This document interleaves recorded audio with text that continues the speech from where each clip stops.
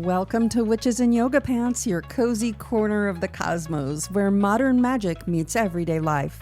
We're here to explore magic, mindfulness, and personal growth with a grounded, no-fluff vibe. Whether you're into moon rituals, tarot spreads, or just trying to survive Mercury retrograde, you are in the right place. So get ready to disrupt some old patterns, explore what it means to reclaim your power, and remember who you really are. So pull up your yoga mat, light a candle, and let's get into it. Welcome back to Witches in Yoga Pants. It's so good to have you here with me today. I want to talk about something I think every single one of us struggles with to some degree, and that is actually living in the present moment. And honestly, it's no wonder. Our world does not make this easy. We're always looking ahead at our calendars, planning the next thing, juggling schedules, or mentally walking ourselves through the rest of the day before it's even started. And then we add social media on top of that, where someone else's perfectly packaged moment can make us question whether we're doing enough, achieving enough, or being enough. We're constantly being influenced to want more, do more, and be more. And because of that, we rarely stop and just sit in what is. And this is really where today's conversation begins. There's a certain honesty that comes when we talk about the mind. Not the ideal version we imagine we should have, but the mind we actually live with every day. It's the mind that wakes up before we do, the mind that narrates everything and tries so hard to protect us that it forgets how to let us rest. Our minds are incredible. They're creative, they're curious, they help us make meaning out of the world. But they can also pull us completely out of our own lives. Our mind can keep us replaying the past, rehearsing the future, worrying about things we can't control, and missing the moment that's right in front of us. If your mind ever feels like it has 30 tabs open, one's replaying a conversation from yesterday, one's predicting a worst case scenario about next week, and one's whispering something you forgot to do, you're not alone. This is normal, truly, and that's why we're talking about it today. Most of us weren't taught how to be present. We were taught how to plan, how to push, how to improve, how to stay ahead of problems. And while all of those things have value, they also teach the mind to live everywhere except here. You might notice this in subtle ways, like waking up already in motion, mentally jumping ahead before your feet even hit the floor, or sitting down to rest and suddenly remembering 10 things you meant to do. It's exhausting, and for many of us, it feels automatic. What's interesting is that this constant mental activity isn't a sign that something's wrong. It's more of a sign that you're human. The mind evolved to scan for danger, anticipate problems, and to keep us alive. But most of our dangers are psychological or emotional, not physical. But the mind still reacts to everything like there's a tiger in the bushes. It means well. It's just overreacting. And because the mind is always trying to jump ahead and solve things, stillness can feel uncomfortable.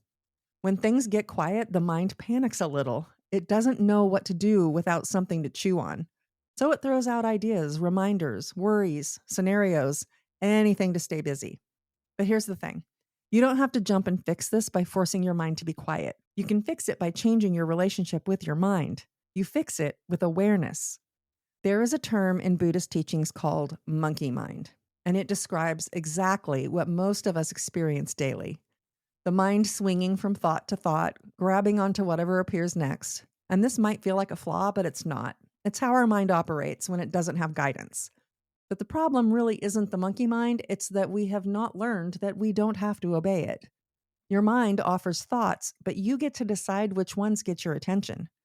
Right now, it might feel like thoughts are in charge, like they pull you around wherever they want to go, but that's not actually true. With practice, you can start to realize that your thoughts are just thoughts. They don't define you or control you, and they don't have to be believed the moment they appear. Part of mindfulness is learning how to witness your thoughts rather than getting swept up by them. A thought can say, something bad might happen. And you can say, okay, thanks for the warning, but I'm not going to live from that place. A thought might say, you should be doing more. And you can say, actually, I'm allowed to rest. A thought can say, what did that person mean by that? And you can say, I don't need to unpack every interaction. That is mindfulness.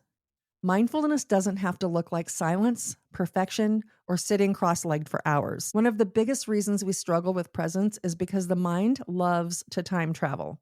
It loves jumping ahead into what might happen or slipping back into what already happened. When the mind is in the future, it creates anxiety.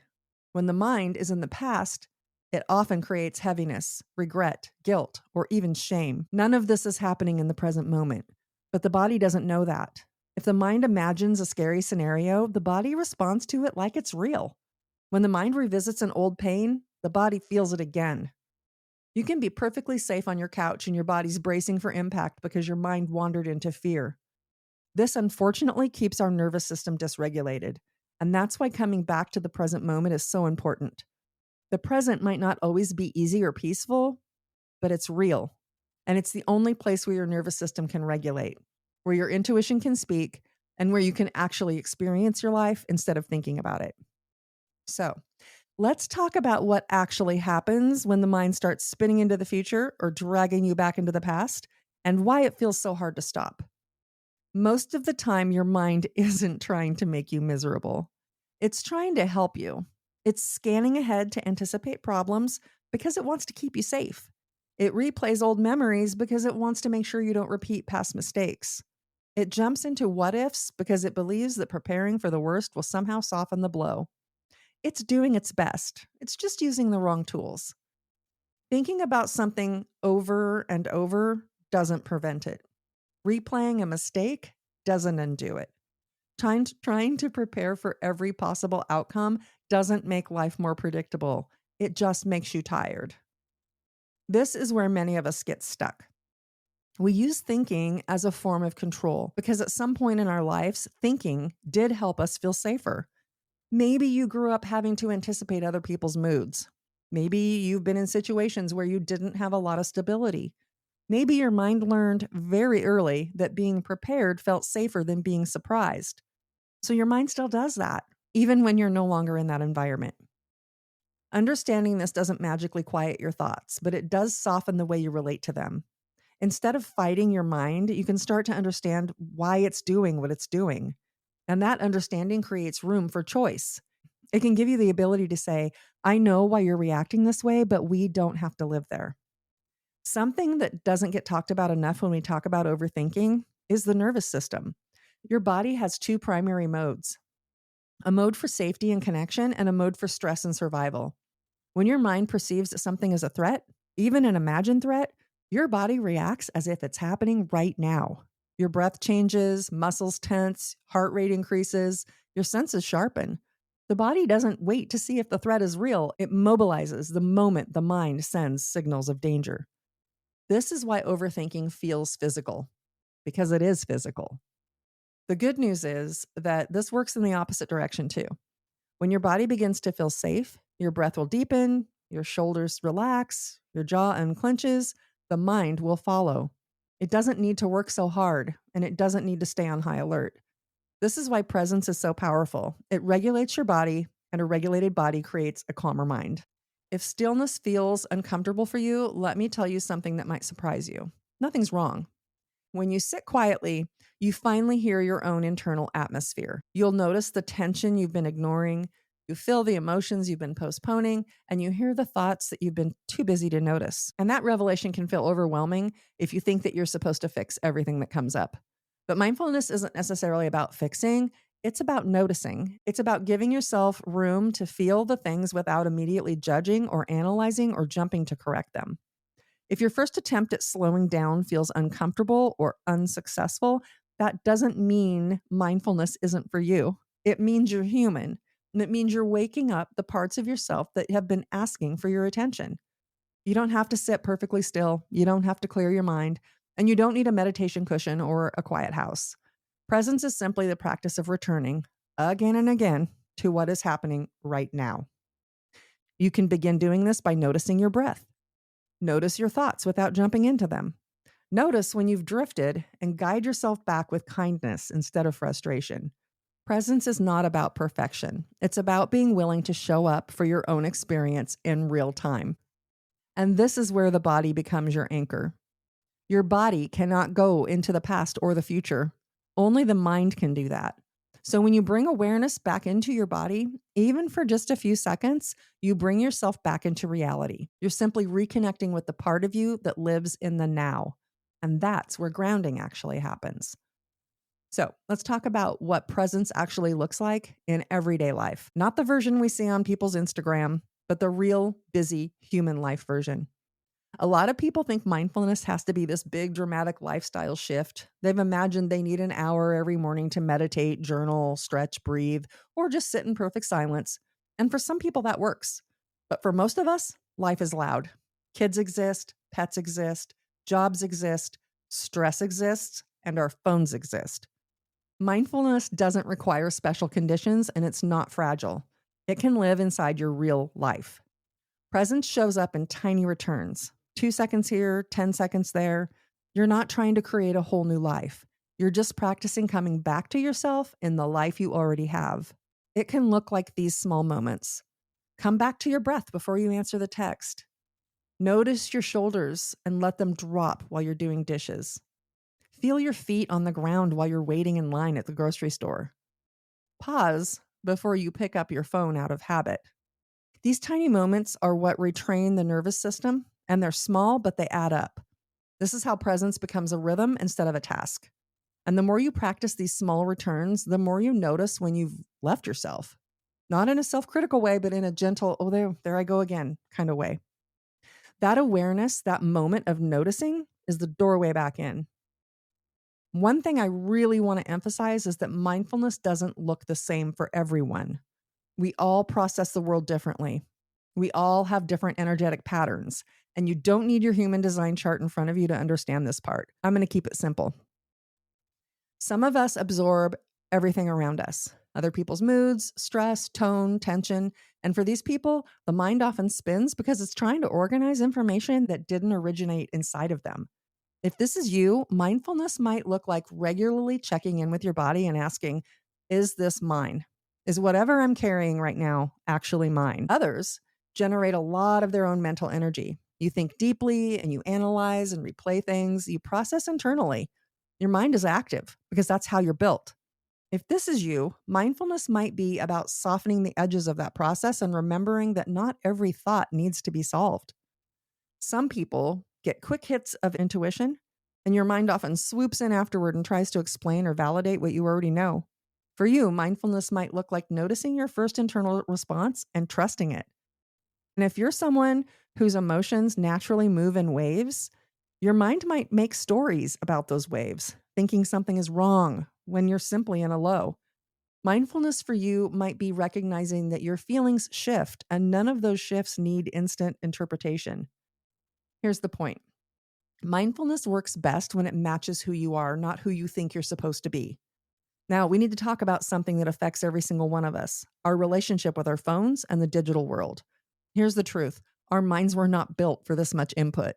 We weren't designed to absorb hundreds of stories, opinions, images, updates, emotions, and pieces of news before breakfast. We weren't designed to compare our daily lives to someone else's curated highlight reel. We weren't designed to manage constant notifications and messages and alerts. And yet, most of us live like this every single day. We wake up and the first thing we touch is our phone. Before we even return to ourselves, we enter everyone else's world. Scrolling can feel like rest, but it's not. It's stimulation disguised as downtime. Every post is something we analyze or compare. Every headline is something to process. Every image is something your nervous system reacts to, even if you don't notice it. And your body keeps score, because before you've even started your day, you're already overloaded. Comparison is one of the fastest ways to leave the present moment. And comparison is baked into social media. You're not imagining that. It's literally how the platforms are designed. But comparison also creates this constant sense of not enoughness. Not present enough, not productive enough, not successful enough, not attractive enough, not far enough along. When comparison is running the show, it becomes almost impossible to live your own life in real time. Because comparison always pulls you into a what if, a should, or a someday. Presence asks, what's true right now? Comparison would ask, why don't I have what they have? Presence leads to grounding. Comparison leads to anxiety. Presence brings you back into your body, and comparison drags you into your mind. This is why mindfulness is so important in a digital age. It gives you the ability to take back your power from the noise, the algorithms, and the constant pressure to be different than who you are. Most of us don't realize how overstimulated we are because overstimulation feels normal now, but the signs are there. You pick up your phone without even meaning to, before you even realize that you're doing it. It's so automatic. You scroll even when it's not enjoyable. You forget why you even opened the app to begin with. You lose your train of thought easily, and your attention feels scattered. You may feel drained, not because you're physically tired, but you feel restless even when you want to relax. These are not signs of laziness or lack of discipline. These are signs of saturation, too much input and not enough processing. Mindfulness gives your nervous system room to catch up. It gives your brain space to integrate, and it gives you a break from the noise. And the more you create those small pockets of presence, the more clearly you'll feel the difference between being overstimulated and being grounded. When you start practicing presence, even in small ways, something shifts. And it might not feel dramatic. It's quiet and subtle, but it is powerful. You'll start to notice when you've left yourself. You'll start to come back more quickly. You'll begin to make decisions from clarity instead of urgency. You'll respond instead of react. You don't have to become a different person, but you do have to become a person who is with themselves, not lost in their thoughts. At some point, all of this, the awareness, the slowing down, the noticing, the coming back, starts to become familiar. You begin to recognize the difference between your mind being busy and you actually needing to do something. You start to sense when you're moving from fear instead of clarity. You'll catch yourself time traveling into the future or sliding back into the past, and you gently steer yourself back into the now. And none of this happens because you suddenly have a perfectly calm mind. It happens because you're no longer letting your mind run the entire show. You'll start to understand your mind instead of being tangled in it, and that's a huge shift. Presence becomes something that you return to naturally, not because life got easier, but because you've created a relationship with yourself that doesn't disappear when things get loud. You no longer abandon yourself the moment stress shows up. You don't have to slide into old patterns, and you don't believe every scary thought the moment it pops up. You'll have space, and that space is where healing actually happens. It's also where clarity lives. You'll begin to have more of a sense of, I know what I'm feeling, I know what I need, I know what my body is telling me, and I know when I need to slow down. I also know when something doesn't feel right and when something does. And that kind of clarity doesn't come from thinking harder. It comes from being here long enough to hear yourself. And the more grounded you get in your own presence, the more you start noticing something else. Life is happening right now. It's not in an imagined future. It's not in an edited past, but here, right now. You don't have to chase peace, but you do have to stop running past it. Most of the time, peace isn't a big dramatic moment. It's not fireworks. You don't have to have perfection to have peace. You just need to give yourself permission to be human, to feel what you feel, and to slow down and not feel like you need to have all the answers. And yes, even as you practice this, your mind will still wander. It will still worry sometimes. It'll still make up stories. It will still drag you into old habits, and that's okay. The goal was never to eliminate thought. The goal is to not lose yourself inside of it. When your mind starts spinning, you now have the awareness to say, oh, I see what's happening here. I know what this is. And you meet yourself with compassion instead of criticism. You just keep coming back, not perfectly, but consistently. And that consistency is what changes everything. Because presence isn't a one-time decision. It's a daily relationship with yourself. Over time, you'll begin to feel anchored in a way that helps you meet life from your center instead of your fear. And that's really what mindfulness is about. Knowing how to come home to yourself no matter what's happening around you. So, if your mind has been loud lately, if you've been spiraling, overthinking, replaying conversations, or living 3 steps ahead of yourself, I hope this gives you the reminder that nothing is wrong. You're not weak, you're not failing, you're not bad at being mindful. You're just human, and you're living in a world that constantly pulls you out of the present. Your mind is not your enemy. It's just trying a little too hard to protect you. Peace isn't something you find off in the distance. It's something that you touch every time you choose to be here, in this moment, in this breath, in this version of yourself. So until next week, keep your mind soft, your focus steady, and your presence rooted right here in the now. Take what you've heard today even further by joining my newsletter community. Each week, you'll receive journal prompts and reflections connected to the episode that are designed to guide you in bringing these conversations off the podcast and into your own journey. Let's keep going deeper together. The link is waiting for you below.